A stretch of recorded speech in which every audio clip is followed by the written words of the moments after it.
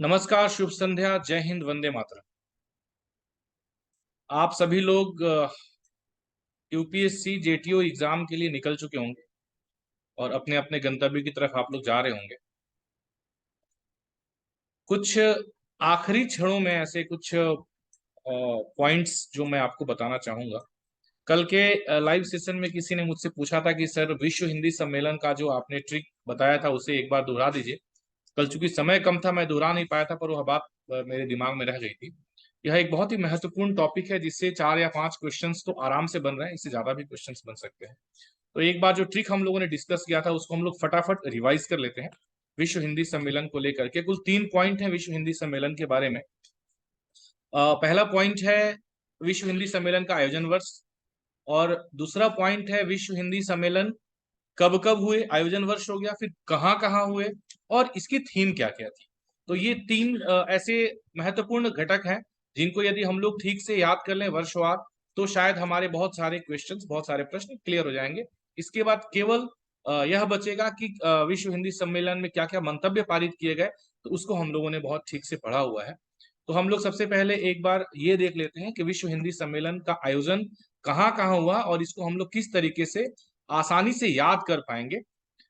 तो सबसे पहले आप इस तरीके से न्यूमेरिकल्स नंबर से याद रखें: 75, 76, 75, 76, 83, 93, है ना। 75, 76, 83, 93, 75, 76, 83, 93। 75 1975 में पहला हुआ, 76 में दूसरा हुआ, 83 में तीसरा हुआ, 93 में चौथा हुआ।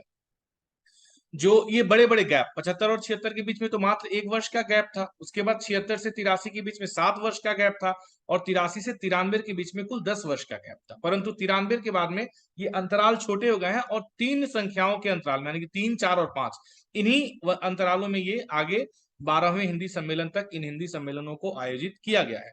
कैसे हम लोग याद रखेंगे? 93 तक तो 4 आपके क्लियर हो गए: 75, 76, 83 और 93। इसके बाद में 96, 96 में 3, आपने 93 में 3 जोड़ा तो 96 हो गया। 93 प्लस 3 96 आ गया आपका। 96 प्लस 3 किया तो आपका 99 आ गया। तो 3 और 3 जोड़ करके अगला, यानी कि 96 और 99 ये दोनों हो गए, यानी कि यहाँ पे आपका हो गया 5वां सम्मेलन 96 में, और छठा सम्मेलन हो गया आपका 99 में। तो 1, 2, 3, 4, 75, 76, 83, 93, फिर 96, 99, 5वां और छठा। ठीक है। उसके बाद हम आगे बढ़ते हैं इसी कड़ी में। फिर देखते हैं, अब 99 के बाद अगले 2 बार 4 4 ऐड करें, यानी कि 93 से आपने 3 3 ऐड किया, फिर 93 3 96, 96 3 99, फिर 99 से 4 4 ऐड करें, 99 से 4 ऐड किया आपने तो 2003, और फिर 2007। तो यहाँ पे आपका क्या हो गया? 2003 में 7वां सम्मेलन हो गया, और 2007 में क्या हो गया? 2007 में आपका 8वां सम्मेलन हो गया। ठीक है। 2007 में आपका 8वां सम्मेलन हो गया, तो 7वां यहाँ हो गया और 8वां यहाँ हो गया। तो आपने 4 4 ऐड कर दिया। उसके बाद में फिर आप 5 ऐड कर दें: 3 3 4 4 और 5, 5 आपने ऐड किया। तो इसके बाद आपका आ गया 2005 ऐड करके 2012 में ये आपका 9वां सम्मेलन हो गया। 2012 में 9वां के बाद अगेन आपको 3 ऐड करने हैं, फिर 3 और फिर 3, यानी कि 3 3 4 4, बीच में एक बार 5 और फिर 3 3, फिर 3 3 ऐड किया। तो 2012 से 2015 हो गया।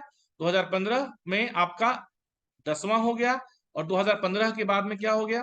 3 ऐड किया तो 2018 में 11वां हो गया, और फिर 5 आपको ऐड करना है। तो वो तो आप जानते हैं कि आखिरी जो विश्व हिंदी सम्मेलन यानी कि 12वां सम्मेलन हुआ है वह 2023 में हुआ है। तो इस तरीके से आपको ये नंबर याद रखने हैं, यानी कि कैसे याद रखना है?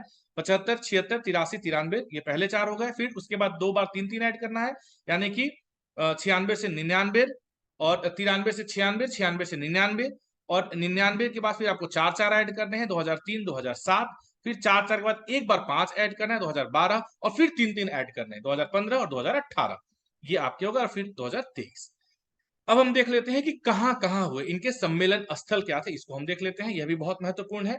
तो सम्मेलन स्थल में पहले 4 के लिए तो याद रखना बहुत आसान है: भारत, मॉरिशस, भारत और मॉरिशस, यानी कि 1975 में भारत, 76 में मॉरिशस, फिर 83 में भारत और 93 में मॉरिशस। ये 4 क्लियर हो गए। उसके बाद याद रखने के लिए आपको कैसे याद रखना है, एक छोटा सा फॉर्मूला हम लोग यहाँ पे देख लेते हैं, और दिमाग में उस फॉर्मूला को रख लेते हैं। वह फॉर्मूला ये है कि T2 लंदन से अमेरिका अफ्रीका जाकर भारत आया। क्या फॉर्मूला है? क्या फॉर्मूला याद रखेंगे आप लोग? मैं यहां लिख देता हूं कि T2 लंदन से America America America dash Africa जाकर भारत आया। तो यहां तक आपके 10वें विश्व हिंदी सम्मेलन तक का इसके अंदर में कवर हो जाएगा, यानी कि 5वें से लेकर के 10वें तक। T2 क्या है हम देखते हैं। T2 याद रखने के लिए त्रिनिदाद एंड टोबैको, जहां पे 5वां विश्व हिंदी सम्मेलन हुआ। T2 लंदन, तो लंदन में कहा हुआ, कौन सा हुआ, 6वां हुआ। फिर से सूरीनाम हो गया, सूरीनाम में 7वां हुआ। अमेरिका से आपका यूएसए, 8वां न्यूयॉर्क में हुआ। फिर अफ्रीका, दक्षिण अफ्रीका जाकर जोहान्सबर्ग, यानी कि दक्षिण अफ्रीका के जोहान्सबर्ग शहर में, ये आपको जाकर से जोहान्सबर्ग आपका हो जाएगा, ये भी आपको ध्यान रख लेंगे आप। तो अमेरिका अफ्रीका जाकर, और फिर 10वां जो है भारत, वह भारत आया। तो भारत में भोपाल आया, आप ऐसे भी याद कर सकते हैं। तो भारत में कौन से शहर में हुआ, भोपाल शहर में हुआ। तो भारत में भोपाल आया। तो T2 लंदन से अमेरिका अफ्रीका जाकर भारत में भोपाल आया। T2 लंदन से अमेरिका अफ्रीका जाकर भारत में भोपाल आया। T2 से त्रिनिदाद एंड टोबैको, लंदन से लंदन हो गया, लंदन से सूरीनाम हो गया, से सूरीनाम। लंदन से अमेरिका से न्यूयॉर्क हो गया। अफ्रीका से अफ्रीका हो गया, अफ्रीका जाकर से जोहान्सबर्ग हो गया। और उसके बाद में भारत में भोपाल आया, ये हो गया। और उसके बाद में आपका 11वां, आप जानते हैं मॉरिशस, और 12वां फिजी। तो 11वां मॉरिशस है और 12वां फिजी है। तो ये आपको इस तरीके से कुल जो 12 विश्व हिंदी सम्मेलन हुए उनका आपको भारत मॉरिशस, फिर त्रिनिदाद एंड टोबैको T2 के बाद में क्या आ गया आपका, लंदन हो गया 6ठा। लंदन से उसके बाद क्या आ गया आपका, लंदन के बाद में से सूरीनाम आ गया, और सूरीनाम से आपका आ गया अमेरिका, 8वां हो गया अमेरिका में, 7वां हो गया सूरीनाम में, 9वां हो गया अफ्रीका के जोहान्सबर्ग में, और 10वां हो गया भारत के भोपाल में, 11वां मॉरिशस, 12वां फिजी। ये आपके वर्ष हो गए। अब हम देख लेते हैं थीम क्या क्या थे। तो पहले 4 के जो थीम थे, पहले चार मतलब कौन कौन से, 75, 76, 83 और 93। इसकी थीम क्या थी, वसुधैव कुटुंबकम, यह इसकी थीम थी, वसुधैव कुटुंबकम इसकी थीम थी। तो पहले 4 का क्लियर। उसके बाद 5वां यानी कि 93 में कहा हुआ था, 93 में कहा हुआ था, त्रिनिदाद एंड टोबैगो में हुआ था। उसका क्या था, तो इसको भी आप ऐसे याद रखें, एक सेंटेंस में बता देता हूं कि भावी पीढ़ी अप्रवासी भावी पीढ़ी नई शताब्दी में विश्व मंच पर भाषा की अस्मिता को विस्तार एवं भारतीय संस्कृति एवं हिंदी को पारंपरिक ज्ञान से कृत्रिम मेधा तक लेकर जाएगी। ऐसे आप अगर याद कर सकते हैं तो एक सेंटेंस याद कर लें कि अप्रवासी भावी पीढ़ी नई शताब्दी में विश्व मंच पर भाषा की अस्मिता को विस्तार देगी एवं भारतीय संस्कृति एवं हिंदी को पारंपरिक ज्ञान से कृत्रिम मेधा तक लेकर जाएगी।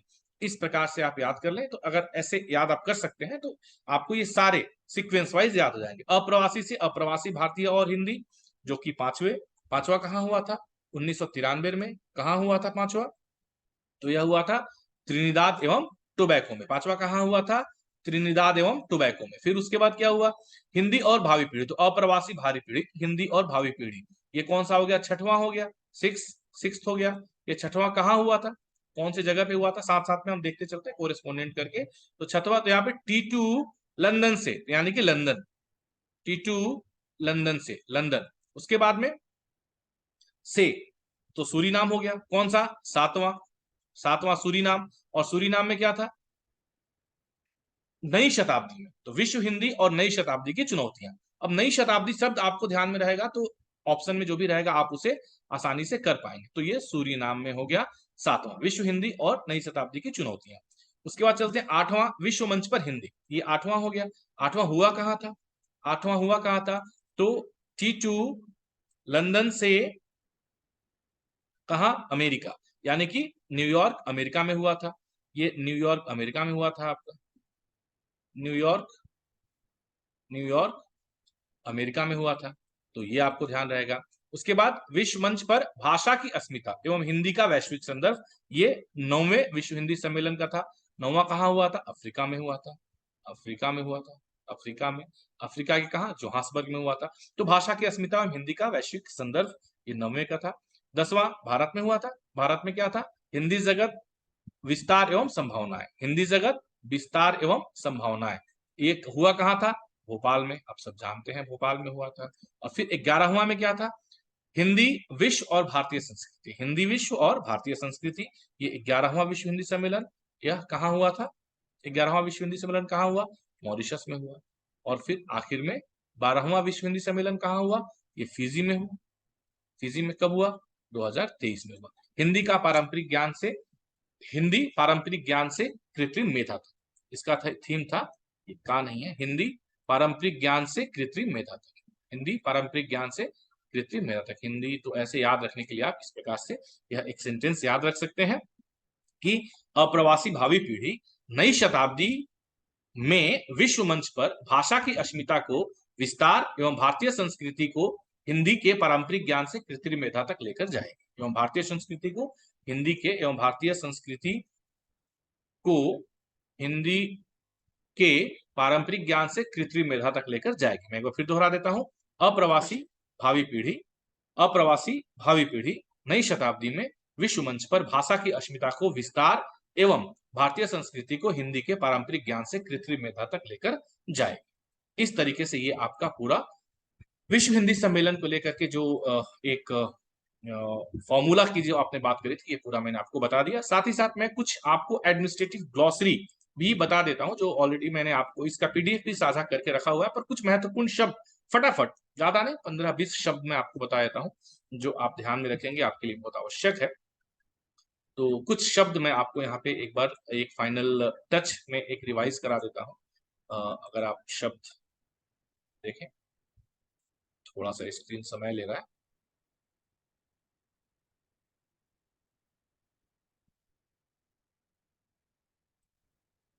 जैसे प्रीरोगेटिव, परमाधिकार, इसके लिए विशेषाधिकार या इस तरह के शब्द इस्तेमाल नहीं होंगे। प्रीरोगेटिव क्या हो जाएगा आपका? सीधा परमा परमाधिकार हो जाएगा।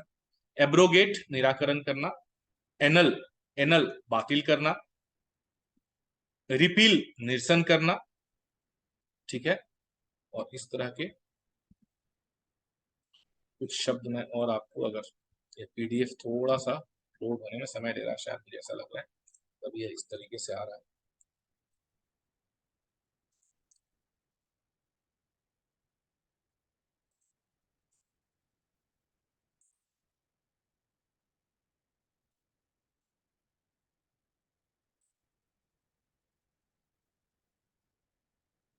कोई बात नहीं, हम दोबारा इसको खोल लेते हैं।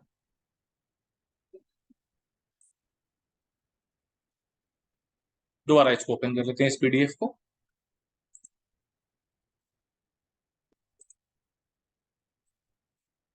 चलिए, जब तक पीडीएफ ओपन हो रहा है, कुछ और महत्वपूर्ण बातें हम लोग कर लेते हैं।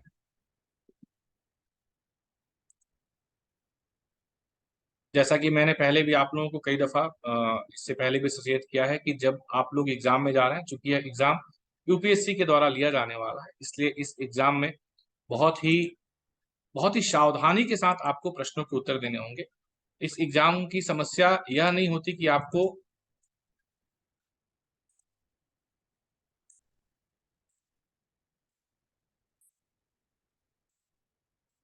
पता नहीं है।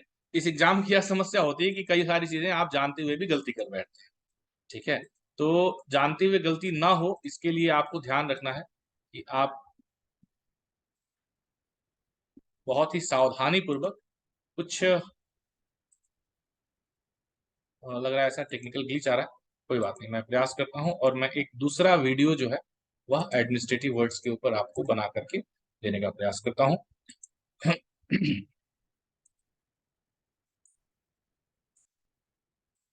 हाँ, तो हम बात कर रहे थे कि यूपीएससी जो है, यूपीएससी में आपको सबसे ज्यादा जो ध्यान रखने की बात होती है वो ये कि आपको बहुत ही सावधानी से क्वेश्चंस को पढ़ना है। और आपको सबसे पहले यह जानने का प्रयास करना है कि क्वेश्चन में पूछा क्या जा रहा है, क्या सही नहीं है, क्या सही है। इस तरह के प्रश्न में कई बार हम लोग कंफ्यूज हो जाते हैं और कंफ्यूज होकर के हम लोग गलतियां कर बैठते हैं। जब आप अनुच्छेदों इत्यादि से संबंधित प्रश्न करेंगे तो उसमें आप ध्यान रखेंगे। और अनुच्छेदों से संबंधित यदि किसी तरह की कंफ्यूजन आपको आती है तो कंफ्यूजन के समय आप उसके जो आगे और पीछे वाले अनुच्छेद या नियम या पैरा या धाराएं उपधाराएं इत्यादि हैं, उनको आप ध्यान में रखेंगे। जैसे अभी हम लोग एक बात कर रहे थे नियम 5 को लेकर के, तो नियम 7 को नियम 5 से कुछ लोग आप में से कंफ्यूज कर रहे थे। तो ऐसा कंफ्यूज नहीं करना। नियम 5 क्या कहता है? हिंदी के पत्रों का हिंदी में जवाब देना। नियम 6 क्या कहता है? नियम 6 धारा 3(3) के अनुपालन के लिए एक तरह से एक नियम बनाया गया है, जिसमें कि हिंदी धारा 3(3) के अनुपालन को सुनिश्चित किए जाने की बात कही गई है उसके जरिए, कि धारा 3(3) के दस्तावेज आवश्यक रूप से द्विभाषी जारी हो, इस बात को कौन सुनिश्चित करेगा? उस पे हस्ताक्षर करने वाले अधिकारी सुनिश्चित करेंगे। वैसे ही धारा 7 में क्या कहा गया है? नियम 7 में क्या कहा गया है? माफ कीजिएगा, नियम 7 में क्या कहा गया है? नियम 7 में आवेदन एवं अभ्यावेदनों की बात की गई है, कि आवेदन एवं अभ्यावेदन कोई भी कर्मचारी हिंदी या अंग्रेजी किसी भी भाषा में दे सकते हैं। और साथ ही साथ यदि हिंदी में अंग्रेजी में लिखा हुआ कोई आवेदन या अभ्यावेदन है और उस पर हिंदी में हस्ताक्षर किया हुआ है, तो उसे उसका जवाब जो है वह हमें हिंदी में ही देना है। तो इस प्रकार से नियम 7 हो जाता है। तो ऐसे आप ना, जब अगर मान लीजिए नियम 6 से संबंधित प्रश्न आ जाए या नियम 7 से संबंधित प्रश्न आ जाए और आपको कंफ्यूजन हो, तो आप उससे आगे और पीछे वाले जो नियम है ना, उनको आप याद करने का प्रयास करें, तो आप उसको कोरिलेट करके कर पाएंगे। जिसमें ज्यादा उपधाराएं या ज्यादा उपखंड है, जैसे हम अनुच्छेद 344 की बात करते हैं उसमें ज्यादा उपखंड है, या नियम 10 की बात करते हैं उसमें ज्यादा उपखंड है, तो उसको आप उसके उपखंडों को आप थोड़ा सा एक बार, दो बार, तीन बार, अभी जब आप अभी ट्रेन में हैं या ट्रेवलिंग कर रहे हैं तो उसको एक बार आप रिफ्रेश कर लें। अनुच्छेद 348 को अवश्य आप रिफ्रेश कर लें। 348 1, 2 और 3 तीन खंडों में है, तीन उपखंडों में अनुच्छेद 348 है। और फिर उसके बाद उसके पहले उपखंड में भी कई सारे उपखंड है और भी, तो उनको आप ध्यान में रख लें कि कौन से उपखंड में केंद्रीय अधिनियमों इत्यादि की बात की गई है, किसमें उच्चतम न्यायालय और उच्च न्यायालयों की भाषा की बात की गई है, किसमें राष्ट्रपति के द्वारा जारी किए जाने वाले अध्यादेशों की बात की गई है, और कहां पर उच्चतम न्यायालय और उच्च न्यायालय में अंग्रेजी के अतिरिक्त हिंदी या किसी अन्य भाषा को प्राधिकृत करने की बात कही गई है। उसके अतिरिक्त 348 का 3 बहुत महत्वपूर्ण है। 349 हम लोग अक्सर भूल जाते हैं और छोड़ देते हैं, हमको लगता है कि कम इंपॉर्टेंट है, लेकिन बहुत ज्यादा महत्वपूर्ण 349 है। 349 को आप ध्यान में रखेंगे, जिसमें यह कहा गया है कि संसद किस प्रकार से भाषा से संबंधित विधियां अधिनियमित करेगी, और उसमें मूल रूप से 348 एक को प्रोटेक्ट किया गया है, उसे आप ध्यान में रखेंगे। 350 बहुत महत्वपूर्ण है, और 351 तो आप सब जानते हैं, वो भी बहुत महत्वपूर्ण है। तो इन सबको आप एक बार फटाफट फटाफट रिवाइज कर लेंगे। नियमों अधिनियम में आप धारा 3(3) बहुत महत्वपूर्ण है, धारा 3(1) बहुत महत्वपूर्ण है, 3(2) बहुत महत्वपूर्ण है ना, 3(4) भी आप एक बार पढ़ेंगे, और धारा 6-7 ध्यान में रखेंगे। धारा 8 के तहत नियम बनाने की शक्ति प्रदान की गई, ये ध्यान रखेंगे।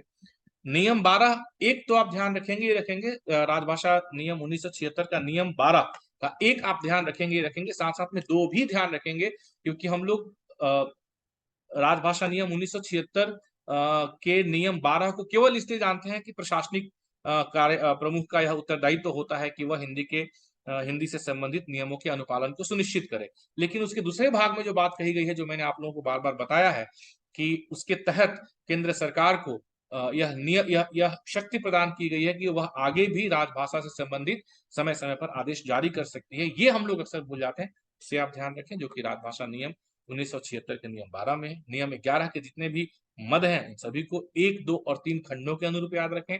नियम 10 आपको ध्यान रखना है, ऑलरेडी मैंने कई बार इस बात को का जिक्र किया है। नियम 10 के अंतर्गत कुल 10(1), 10(2), 10(3), 10(4) नियम 10 अक्सर हम लोग इस बात के लिए जानते हैं हिंदी का कार्य साधक ज्ञान, लेकिन नहीं, हिंदी का कार्य साधक ज्ञान और उसके साथ साथ में कार्यालयों को अधिसूचित करना और अधिसूचित नहीं रह जाना, ये भी इसके अंतर्गत आता है, यह भी आप ध्यान में रखेंगे।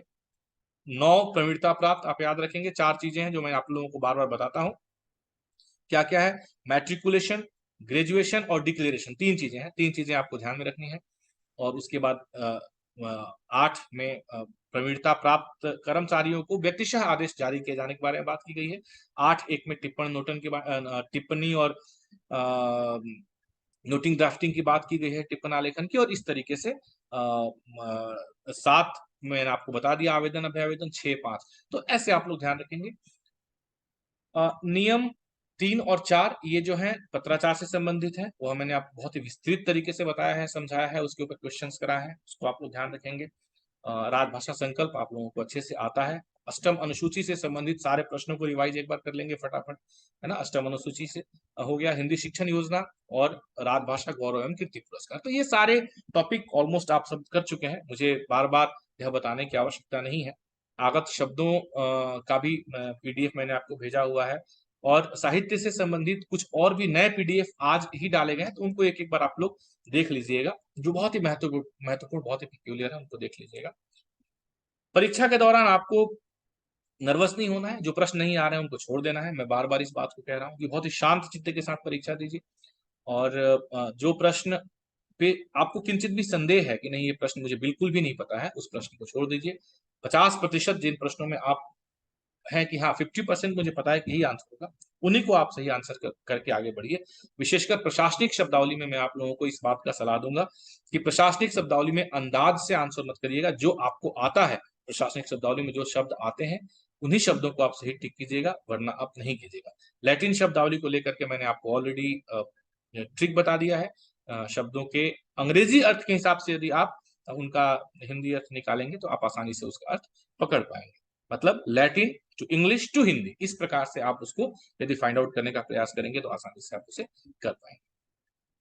तो बहुत सारी शुभकामनाएं आप सभी को। बहुत सारी बातें हमने कल भी करी थी, और आज मेरी इच्छा हुई कि एक बार मैं एक आखिरी मोमेंट में आप लोगों से इस माध्यम के जरिए ही बात कर पाऊं, क्योंकि लाइव तो बात आप सबसे हो नहीं पाएगी, आप सब ट्रेवलिंग में होंगे। तो बहुत बहुत शुभकामनाएं। विश्व हिंदी सम्मेलन की जो मैंने आपको जो ट्रिक अभी बताया, उन सभी को ध्यान रखिएगा, ये बहुत महत्वपूर्ण है। मुझे उम्मीद है कि कल की परीक्षा में आप बहुत ही अच्छा परफॉर्मेंस करके आएंगे, और आप सभी के सभी चयनित होंगे। इन्हीं ढेर सारी शुभकामनाओं के साथ बहुत बहुत धन्यवाद आप सभी का, और फिर मिलते हैं कल शाम को एग्जाम के बाद। Thank you so much.